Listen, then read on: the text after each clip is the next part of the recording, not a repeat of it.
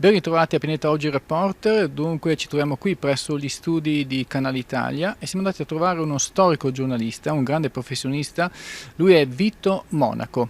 Vediamo subito il nostro servizio.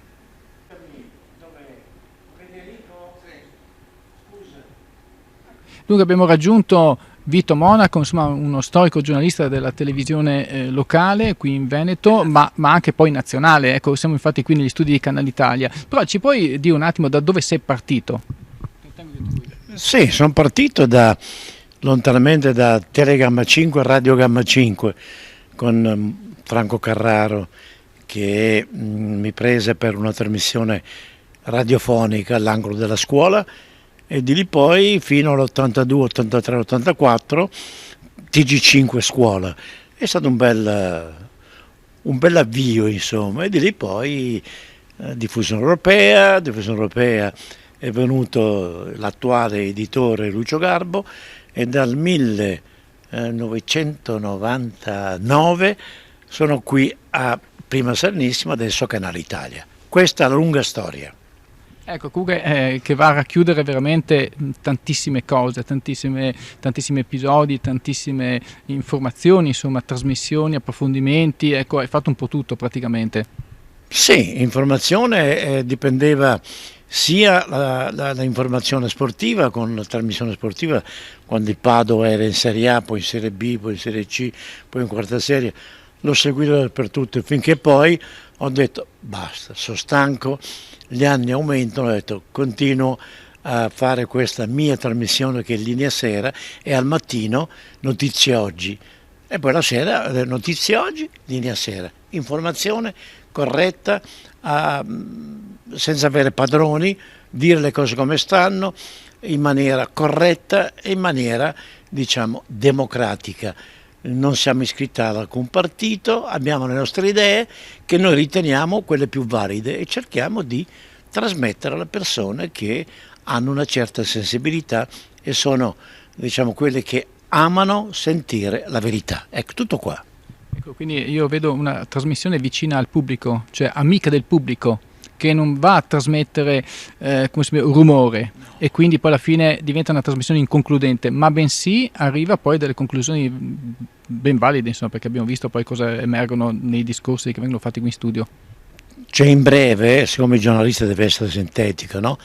Le nostre sono trasmissioni diciamo a carattere univoco di approfondimento. Si parla di tutto quello che accade e si giunge ad una verità, che può essere verità condivisa o non condivisa. È chiaro che comunque la nostra è approfondimento. Certo, vicino al pubblico, date anche spazio al pubblico parecchio, sentivo alla mattina, ma che idea, andando verso la conclusione, ma che idea ti sei fatto della radio-televisione in Italia, dal periodo appunto che si diceva prima con le prime televisioni locali ad oggi?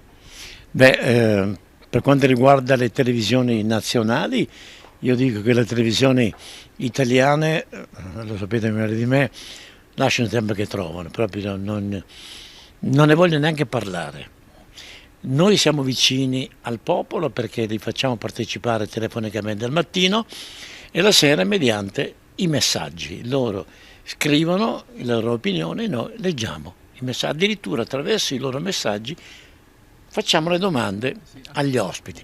Quindi noi siamo pro populo, per il popolo, e dobbiamo cercare di svegliarli perché siete troppo dormienti, dobbiamo ancora svegliarci, sennò qua ragazzi si russa. Sì, oltretutto ci sono rumori di guerra, qua sembra che l'Europa vada in cerca di una guerra atomica perché abbiamo visto di quei segnali bruttissimi, vero? Quelli sono pazzi, criminali. Guarda, anche qua non voglio entrare in merito perché io sono non per la guerra, sono per un dialogo. Evidentemente anche l'Europa, anche la von der Leyen non vuole la pace, evidentemente, questo devo dire. E dai altri fondi, altri milioni. Io odio Zelensky. Ecco, sono franco, lo dico perché uno come lui, che ha fatto morire tantissimi giovani, tantissimi bambini, dovrebbe dire ma io sto andando contro che cosa? Deve fare pace, deve addivenire ad un trattato e non seguire le follie anche di Biden e adesso dell'Europa. Basta, basta. Nel 2014, quando praticamente Kiev praticamente creava terrore alle repubbliche russe, Donbass, eccetera, ecco, però lì i giornalisti stavano zitti. Ora invece tutto contro, ecco, giusto, no? Per puntualizzare. L'unico che parlava è il compianto Chiesa, che è stato ospite delle mie trasmissioni, il quale aveva previsto tutto quello che sta accadendo. E quindi ragazzi, sono morti all'epoca tante di quelle persone anche nel Donbass che Dio solo sa, perché erano criminali fascisti quelli che attaccavano. Ma di che cosa vogliamo parlare, ragazzi? Ecco, in conclusione vogliamo dire alle persone, a coloro che ci stanno ascoltando e guardando, quando va in onda la tua trasmissione? La mia trasmissione, quella del mattino, va in onda tutti i giorni, ma no, io ci sono solo il mercoledì e il lunedì, come il gambero, lunedì dalle 6 alle 10, il mercoledì dalle 6 alle 9 e tutti i venerdì a partire già da questa sera 20 settembre dalle 20 alle 22 e andremo fino alla fine di giugno 25, cercando di chiarire tante di quelle tematiche, di quei problemi che altri non lo fanno, perché gli altri sono bizzarri e fanno solo chiasso, uno contro l'altro armato. Noi approfondiamo e cerchiamo di far capire. Questa è la nostra verità, tutto qua, ok? Quindi benissimo, allora finalmente una televisione che non fa parte del monopolio mediatico italiano, una televisione nazionale dico. Non fa parte di nessuno perché ci manteniamo con i nostri sponsor per fare questa trasmissione. Troviamo noi giornalisti anche, aiutiamo l'emittente a dire a questi signori fate pubblicità con Canale Italia e così possiamo tirare avanti. Quindi nessuno, non abbiamo padroni, i padroni siamo noi di noi stessi, tutto qua. Ottimo, io ti ringrazio moltissimo e ti auguro naturalmente buon lavoro e complimenti, anche perché insomma avete dimostrato di fare un bellissimo lavoro, soprattutto fammelo passare qualche anno fa quando abbiamo attraversato un atto di dittatura in Italia, vero?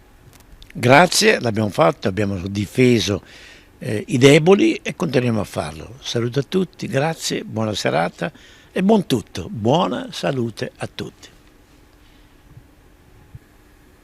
Riprendiamo qui, allora ringrazio Vito Monaco, un grande giornalista che con la sua informazione e con le sue trasmissioni qui da Canale Italia vuole essere vicino sempre di più al pubblico e questo è molto importante, oggi, soprattutto negli anni di oggi. Per quanto mi riguarda, da questi bellissimi studi di Canale Italia, insomma qui sembra di essere addirittura in una astronave, vi ringrazio per averci seguito, mi congedo da voi e vi auguro un buon proseguimento con i nostri programmi regionali.